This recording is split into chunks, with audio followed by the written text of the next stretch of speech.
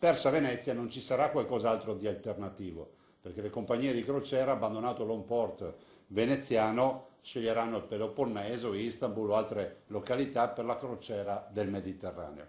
Davanti alla Commissione Trasporti della Camera dei Deputati, dove è stato ascoltato assieme ai sindaci di Venezia e di Chioggia, Luigi Brugnaro e Alessandro Ferro, il presidente della regione Luca Zaia lo dice senza giri di parole. Persa Venezia, in Italia non ci sarà alternativa per un settore, la croceristica, che coinvolge 1.800.000 persone, fattura 160 milioni di euro e conta 4.000 addetti. Ma le grandi navi in bacino San Marco e la Giudecca non ci possono e non ci devono più passare. Se da un lato è grave essere fermi ancora al decreto Clini-Passera del lontano 2012, ha detto Zaia, dall'altro c'è una pietra miliare, il comitatone del 7 novembre 2017, l'unica sede ufficiale per prendere decisioni, convocato dall'allora ministro Graziano Del Rio. E in quel comitatone si decise che la soluzione sarebbe stata quella di trovare un'altra viabilità acquea, quindi non più canale della Giudecca e bacino San Marco, ma di percorrere una viabilità acquea che c'è già, che è interessata da grandi navi, non sono quelle croceristiche ma sono le petroliere,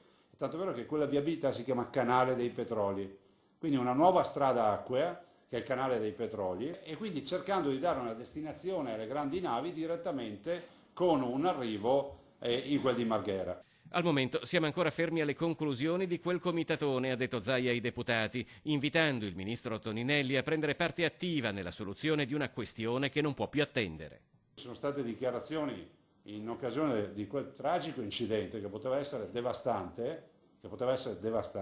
il primo incidente alle Zattere del 2 di giugno, grazie. In quell'occasione ci furono dichiarazioni anche da parte del ministro che disse: ho la soluzione pronta. Siamo il 2 di agosto, domani è il primo, il 2 di agosto, io spero che comunque una soluzione arrivi,